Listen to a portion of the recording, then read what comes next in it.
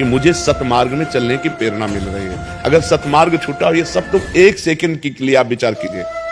अब अपना सुधार कर लो, अपने जीवन को सत्य में ले आओ, तो अगला जो होगा वो बहुत जोर का होगा। चाहे जन्म हो तो श्रीवान, कुलवान, धनवान, वैभव संपन्न ऐसे, और भक्ति की अनुकूलता, भक्ति की अनुकूलता। खास बात श्रीवान, धनवान, कुलवान नहीं, खास बात भक्ति की अनुकूलता। अगर इस जन्म में भगवत प्राप्ति नहीं हुई तो भगवान श्री कृष्ण ने गीता में कहा है कि मेरे भक्त का नाश नहीं होता, मैं कुलवान, धनवान, श्रीवानों के कुल में जन्म देता हूं और फिर पुनः भक्ति का माहौल देता हूं, और पूर्व का जो भजन छूटा हुआ हो वहीं से उसको।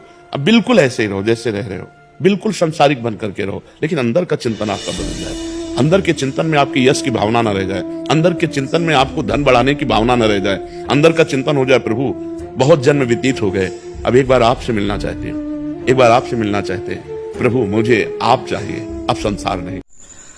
नमस्ते दोस्तों, मैं हूं चंदन प्रजापति और आप देख रहे हैं मेरा और आपका यूट्यूब चैनल कान्हा रिएक्शन। और आज जिस वीडियो पर रिएक्शन लेके आए काफी दमदार वीडियो है। जैसा कि आप जानते हैं कि प्रेमानंद महाराज जी हैं और अनुष्का शर्मा और विराट कोहली, जो भारतीय टीम के जान कहे जाने वाले, क्रिकेट के लिए विराट कोहली और सचिन के बाद जिनको बड़ी उपाधि दी जाती है वो बड़ा नाम विराट कोहली का ही आता है। और फिल्म जगत की अभिनेत्री, मशहूर अभिनेत्री अनुष्का शर्मा, जो आज प्रेमानंद महाराज के दरबार में गए हैं और उनको महाराज जी क्या खूबसूरती से अपनी वाणी से समझा रहे हैं। चलिए देखते हैं क्या समझाते हैं। और काफी अच्छा वीडियो है, आशा करते हैं कि आपको भी काफी पसंद आएगा। विराट कोहली और अनुष्का, बैठ प्रसन्न हो, खाने ठीक ही रहना चाहिए। हम आपको अपने प्रभु का विधान बताते हैं थोड़ा सा। जब प्रभु किसी पर कृपा करते हैं, ये वैभव मिलना कृपा नहीं है, ये पुण्य है। पुण्य से एक घोर पापी को भी बहुत, देखो पाप करके भी उनका कोई पुण्य है जिससे वो सुकृत पूर्व के सुकृत वश चल रहे हैं, नया पापे। ये वैभव बढ़ना या यश बढ़ना ये भगवान की कृपा नहीं मानी जाती। भगवान की कृपा मानी जाती है अंदर का चिंतन बदलना, जिससे आपके अनंत जन्मों के संस्कार भस्म होकर और अगला जो है बड़ा उत्तम होगा। अंदर के चिंतन से होता है, बाहर से कुछ नहीं होता। मात्र अंदर का चिंतन। अच्छा, अंदर का चिंतन हम लोगों का स्वभाव बन गया बहिर्मुखी। बहिर्मुखी मतलब बाहर यश, कीर्ति, लाभ, विजय, इससे हमको सुख मिलता है। अंदर से कोई मतलब नहीं रखता कोई विरला ही अंदर से। अब क्या होता है, भगवान जब कृपा करते हैं तो संत समागम देते हैं, दूसरी जब कृपा होती है तो विपरीतता देते हैं और फिर अंदर से एक रास्ता देते हैं, ये मेरा रास्ता है, ये परम शांति का रास्ता है, ये शांति का रास्ता नहीं। भगवान वो रास्ता देते हैं और जीव को अपने पास बुला देते हैं। बिना प्रतिकूलता के संसार का राग नष्ट नहीं होता। किसी को भी वैराग्य होता है तो संसार की प्रतिकूलता देखकर वैराग्य होता है। सब कुछ हमारे अनुकूल है तो हम आनंदित होकर उसका भोग करते हैं। जब हमारे ऊपर प्रतिकूलता आती है तब ठेस पहुंचती है कि इतना झूठा संसार, तो अंदर से भगवान रास्ता देते हैं। ये सही, भगवान बिना प्रतिकूलता के इस संसार को छुड़ाने का कोई भी औषधि नहीं रखी। आज तक जितने बड़े महापुरुष हुए हैं, जिनका जीवन बदला है, उनको प्रतिकूलता का दर्शन करके बदला है। तो कभी प्रतिकूलता है उस समय आनंदित हो कि मेरे ऊपर अब भगवान की कृपा हो रही है, कि मुझे सतमार्ग में चलने की प्रेरणा मिल रही है। अगर सतमार्ग छूटा हो, ये सब तो एक सेकंड के लिए आप विचार कीजिए। अब अपना सुधार कर लो, अपने जीवन को सत्य में ले आओ, तो अगला जो होगा वो बहुत जोर का होगा। चाहे जन्म हो तो श्रीवान, कुलवान, धनवान, वैभव संपन्न ऐसे, और भक्ति की अनुकूलता, भक्ति की अनुकूलता।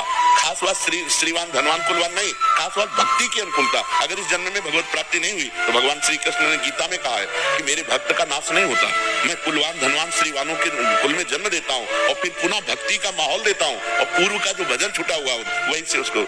अब बिल्कुल ऐसे ही रहो जैसे रह रहे हो, बिल्कुल संसारिक बन करके रहो, लेकिन अंदर का चिंतन आपका बदल जाए। अंदर के चिंतन में आपकी यश की भावना न रह जाए, अंदर के चिंतन में आपको धन बढ़ाने की भावना न रह जाए, अंदर का चिंतन हो जाए प्रभु बहुत जन्म व्यतीत हो गए, अब एक बार आपसे मिलना चाहते हैं, एक बार आपसे मिलना चाहते हैं प्रभु, मुझे आप चाहिए, अब संसार नहीं। तो बात बन जाएगी, तो बात बन जाएगी। इसलिए आनंद पूर्वक भगवान का नाम जप करो, बिल्कुल चिंता मत करो। बाबा, क्या नाम जप से हो जाएगा पूरा? ये हम अपने जीवन का अनुभव बताते हैं। सांख्य योग और अष्टांग योग और कर्म योग और भक्ति योग, चारों योगों में प्रवेश रहा है। पहले हम सन्यासी रहे 20 वर्ष सन्यासी रहे काशी विश्वनाथ जी। तो हम सांख्य योग, अष्टांग योग, जो अष्टांग योग है ना, अष्टांग योग, कर्मयोग, इन तीनों को अच्छी प्रकार जान करके और फिर भक्ति योग में आए हैं। स्वयं भगवान शंकर से बढ़कर कोई ज्ञानी तो नहीं ना, सनकादि से बढ़कर कोई ज्ञानी नहीं। वो हरिशरणम सनकादि हर समय जपते रहते हैं, भगवान शिव राम राम राम राम राम राम जपते रहते हैं। हम वृंदावनवासी प्रिया प्रीतम के उपासी, तो जो राम में राह है वही राह है, जो धा है ये रस देने वाली वस्तु है। तो हम राधा राधा राधा राधा, मतलब आप ये समझो कि हमारी इतनी तार्किक बुद्धि नहीं, हमारी श्रद्धालु बुद्धि नहीं रही। सन्यासी की जो बुद्धि होती है वो तर्क प्रधान होती है, कसौटी पर कसने पर। तो हम केवल भावुकता में राधा राधा का प्रचार नहीं कह रहे कि हमने सुना और ऐसे ग्रंथों में पढ़ा, ऐसे कह रहे, स्वयं स्वाद लेके कह रहे और विश्वास के साथ कह रहे। यदि आप राधा राधा जपते हो तो इसी जन्म में भगवत प्राप्ति हो जाएगी, इसी जन्म में। जैसे किसी से कहा जाए कि तुम सत्य बोलो, मंदिर में चढ़ के बोलो, तो हम मंदिर में नहीं, हम वृंदावन में बैठे, करोड़ों मंदिर इसकी समानता नहीं कर सकते, भगवान का परम धाम है। अगर राधा राधा नाम चल रहा है तो इसी जन्म में भगवत प्राप्ति हो जाएगी। हमारी आखिरी श्वास यदि राधा, तो मुझे श्री जी की प्राप्ति, भगवान की प्राप्ति हो जाएगी। इसमें कोई संशय नहीं और किसी साधनों की कोई आवश्यकता नहीं। आप केवल अंदर ही अंदर चलाइए और लिखिए। देखो हम जो कह रहे हैं उसको समझो, बहुत अधिक नाम जपने की हमें चेष्टा नहीं करनी, कम संख्या हो लेकिन मन लगा करके। जैसे हम देखो, आप लिखो राधा, अपने दिमाग में लिखो, खुले नेत्र लिखो, बाहर देखो दिखाई दे रहा है राधा लिखा हुआ, वही कान में सुनो राधा, वही अंदर उठाओ राधा, ये तीनों का एकाकार हो जाए तो ये करोड़ों नाम जप के बराबर है। देखो जैसे हम बोला राधा, ऐसे हम 1000 राधा नाम बोले तो हम बोला राधा, ये उपांश है, इसे उपांश कहते हैं। राधा राधा राधा राधा 1000 बार, ये उपांश हुआ। अब ये ऐसे उपांश हम 10,000 बार जब करें, अंदर देखते हुए बोले राधा, उपांश 10,000 बार नाम जप करने का फल एक बार मानसिक, इतना बड़ा फल है ये।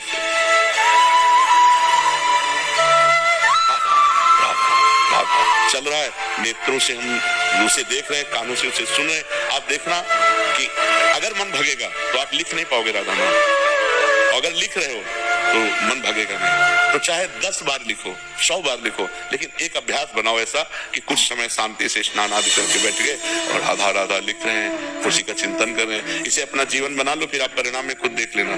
कोई घाटे का सौदा तो है नहीं, ठीक है। सखी का दिल ठाकुर से जो है,